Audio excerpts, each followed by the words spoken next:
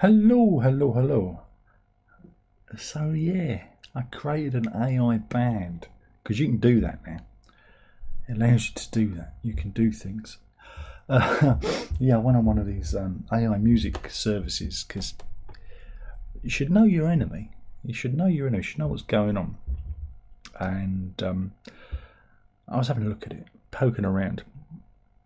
And the interesting thing is it allows you to upload audio into said website, upload the audio, and it allows you to extrapolate or cover whatever you load in, create different iterations, different versions. And this interested me. This interested me greatly because I've got an awful lot. I've done an awful lot of rubbish. Well, I've done everything I put out is rubbish. So I thought, well, okay, well, a lot of these demonstrations out there start from like a standing start. We're just going to create AI music with no kind of human interaction. You know, AI lyrics, just type a few, prompts in and load in the AI generated lyrics. So I thought, well, why don't we use these songs I've recorded, I've written, put those in as the like the guide, and tweak it. And that's what I did. That's what I did. So I went back to some old songs, some kind of demo stuff, some stuff that is newer, all sorts of stuff, just to test it, just to see what this thing could do, just to see what it's able to spit out. And it throws out a couple of variations for you. You can keep generating as many iterations as you want. But I wanted to create a band that was it's going to be kind of standardized through it. So you can do that. You can create personas, or bands in it. So I'll put in me prompt of what I wanted them to be. What kind of instrumentation, blah blah blah. You give it the broadest of instructions. You can't say I want it to sound like the Rolling Stones or the Beatles or whatever, or Pink Floyd. It doesn't like that. Won't allow you to do that. But I imagine one day, once the record companies get a whiff of the money that could be made from this, they will start licensing the likenesses and the sounds of said bands to AI producers, so you can create your own insert favourite band name here album. So there I went. I was just loading stuff in, and it was just throwing stuff out. And yeah, it had a few issues with understanding my accent on some of the lyrics, but I left some of those mistakes in because it amused me. It amused me greatly. And one track, it was just me with an acoustic guitar. I've done various versions of this song. It's called Whole Lot of Nothing. Originally recorded the original 94 on my little 4-track with a drum machine and everything. But I found like a little acoustic version, a 12-string acoustic version I'd done, just the voice and the guitar, stripped down, nothing more than that. It was a guide vocal as well, which is me kind of just speaking the words into it, and I loaded that in and altered the lyrics because there were too many words. Cut it down and pressed generate, and it came out with something that I wanted it to sound like all those years ago. And it's like, how does it know? How does it know this? And it puts in what I found really interesting is it plays with arrangement. It'll add parts. On one of the songs uploaded, it added this little kind of funky, kind of breakdown bit at the end, which I would never have thought of doing because I'm not AI, and and on another song it did some really interesting vocal stuff, and the vocals even like improvised whoops and yells and things. So it was really, really interesting. Again, if you listen to it, if you've got ears, if you have ears, you can tell it's not 100% human. It feels like, if you listen to it from a distance, it feels kind of human.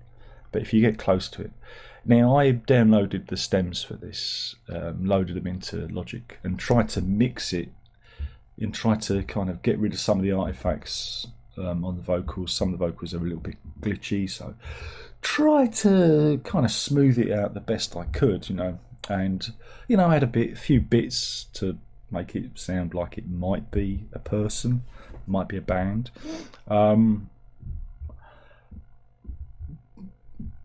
But it's odd. It's odd. I'm both enamoured by it. I'm thrilled by it because it allowed me to hear some of these songs in a context I would never hear them, i.e., played by an actual band. And kind of spat back at me in a studio. The thing is it's very, very American in its outlook. It's very American, even though you might type it and say I want it to sound British. It still comes out kind of FM radio friendly, but it allowed me to hear my music in a context I'd otherwise never hear it. So that's like, wait. So that's amazing. That amazed me. It's like, wow, that's really, really amazing. But then there's another part of me that's deeply horrified and offended by it, because it just means that there's little or no point doing what I do. And I mean that. There's absolutely no point in carrying on. But there's certainly no point in having all of this. No point. There's actually no point in any of it. Other than to entertain myself. But I could entertain myself by strumming a few chords on an acoustic guitar, writing lyrics, and just load it into AI and let it do the rest, let it do all the heavy lifting, and just mix it at the end. So, yeah, and it's only going to get more sophisticated. This is the problem. It's only going to get more sophisticated as it learns more, as the AI becomes, more competent, as the power increases, as the sophistication, it's going to, it's going to, and then you won't be able to tell you won't be able to tell the difference, especially if you are like a musician. You can. Again, this is the thing, you can download the stems and you can knock out the guitars and replace it with real guitars or the bass or whatever, and you can use it as an arrangement tool. That's what I thought was really interesting, is loading this stuff in, it kind of did things that I'd never do, because they sound corny, they sound cheesy, it sounds like other bands, but if you're with that mindset and you might need a few little guides, maybe a few pointers, you could use it as a rough working thing. Now I did that. I used AI to give me some ideas for this. I didn't. There's no AI on this, but I wanted to create some artwork with like sharp objects going into the eyeball. So I wrote that down in, I think it was Grok or something like that. Generate some pictures of eyeballs with sharp objects, and I was looking at it and it's like, yeah. But it inspired me to do my own. I used it as a jumping off point, and the eyeballs inside are toy eyeballs. They're from like little that you put on dolls, little fake eyes. So I bought a bag of those for £5. But the AI helped me kind of solidify an idea like that. So this is what I say. This is the same thing with the music, is I think you could probably use this as a compositional tool, but then how do you get away with that? Because where does the AI end and you begin, sort of thing? Do you strip it all back and just replace, or do you leave a little bit in, a little bit of the AI instrumentation in? I think for like drum parts, I think it's quite an interesting prospect.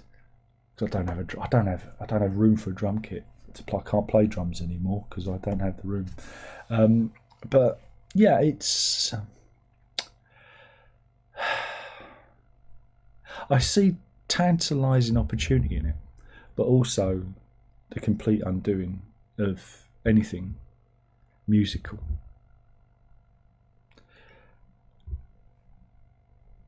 And I don't know how I feel. Like I say, part of me, it delights me because I have fed these really rough, nasty songs into it, and it spat out interesting variations, which again made me giggle. Made me giggle, and it was like looking. It's like Twilight Zone. It's like if I'd have been American, and if I'd have had a band. You know what I'm saying? It's just like a weird Twilight Zone moment. And then you go, oh God, what am I doing? What am I doing? Really, what was really curious for me, because I do a lot of instrumental music, because singing, is I loaded one of my very, very early instrumental pieces in, which is a bit rough and ready, and it threw out something that is, again, it sounds like it, but it's just polished, and it's like, yeah, that's great, and it sounds like, again, it sounds like me. It sounds like me, and that's frightening. You know, it's like, whoa, it's frightening. It's frighteningly clever, or whatever it is. It's not clever because it doesn't think. It's just, I don't know. Again, it's existential crisis time, you know, because if you are, I mean, again, I do this as a hobby. This is something that's interested me, but now you just think, even if I'm doing this and trying to gain an audience or trying to get people into what I'm doing, then there are going to be people out there that are using this who are going to get the audience. They're going to, just by sheer volume, even if you just don't load your own stuff in, if you just use prompts, you know, Spotify and all the streaming platforms are already, you know, swamped by this stuff, and that's going to continue. So even if I sit there and use it as a tool, you know, load it with my own music and, you know, put in, maybe, you know, you could even strip out the vocals and, you know, sing over it if you wanted, use it as like a karaoke version. You just think, wow, that's the end, isn't it, really? That's the end. It's just, it's the end. So yeah, it's the end of music, really. It's just, that's it. It's done. There's nothing else I can say other than give up now. I don't want to be pessimistic about it. I was looking for some hope. I was looking for something hopeful in it, you know. I was looking that that it might be so bad that you'd go, "Whoa." I mean, yeah, if you, like I say, if you listen, you can hear this, yeah, there's a mushiness to it. As probably the best, again, describing audio is, but there is a mushiness. It's not as solid as real music, so there's a little bit of a mushiness to it. But I listened to what I did because I released it as an album, and my fake band, AI band. I just hope they don't get too upset by me saying that. Called EchoNet. And I listened to it on the dog walk this morning, and again, when you're walking in there, you've got like noise around you and the wind's blowing, and you're not 100% listening to it. It serves a purpose, it serves a function, and that's frightening. And again, you could have this playing in the car, you could have it playing on the radio, you wouldn't necessarily notice, but it's only if you examine it, it's only if you scrutinise it. But those songs and those lyrics were written by me. They're also mixed by me too, and, you know, edited and, you know, fixed as best as I could. So there is a human element to it in that respect. So there you go. But I am fascinated by it now. I've become kind of, you know, it's a fascinating thing. And, you know, I think the next point, will there be another EchoNet album? Possibly, because I think I've done so much instrumental music. I've got so much material to feed into the algorithm, as it were, that I might try and feed it some of my instrumental stuff and add some lyrics to it to see if it can actually spit out a song to an existing instrumental. You know, try and create Darren Lock music in the EchoNet style. You know, that's the next phase, which I think is quite interesting. And yeah, it's tantalising. It's a glimpse at the future. So yeah, the album is called None of This Is Real. Hey, look, I said it on the title. I'm giving it away, and it's by EchoNet. And look, there's two thumbs there. There's two thumbs. That's the giveaway. They're clues. There are clues here, guys. There are clues. None of This Is Real. EchoNet. That's the band. I'll include a link that you can go and listen to it. You can buy it if you want. You can buy it. I was joking to the missus. I said, I hope this is the most successful thing I've done, because then, you know, then it really shows it has been a complete utter waste of time all this time. Everything I've done has been a waste of time. That will prove it.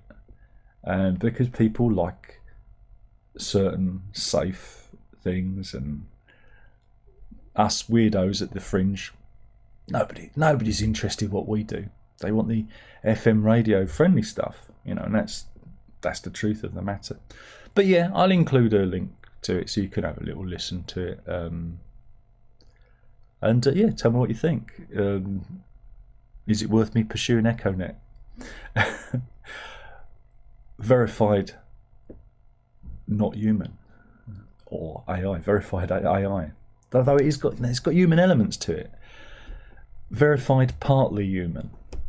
That's probably the best way we can describe it. But yeah, go and give it a listen, see what you think.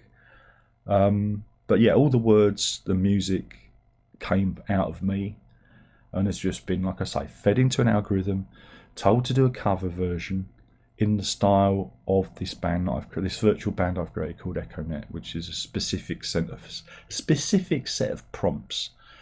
Again, nothing. It's not that sophisticated, but I think some of the arrangement and musical decisions are marvelous. The one track there called Mr. Straight, I just absolutely think is fantastic. I just think it's bombastic and stupid, and I love it. It's got a swag. It's actually got a swagger to it. My original was meant to be like again, this is for UK viewers, a Chaz and Dave style number with a very wonky piano part. It was, again, meant to be somebody playing a pub piano. But they turned it into this kind of swaggering, balls out rock and roll song, which I just love it. I just think it's the best. I just think it's brilliant. So there you go. So it amused me. I do this sometimes. I do it to amuse myself, and I've been amusing myself for far too long, and now you could be amused. It's called None of This Is Real by EchoNet. I shall put the link in the description. Again, I won't play any clips because it'll get copyright claimed by EchoNet, who is me. Because that's how weird all this is.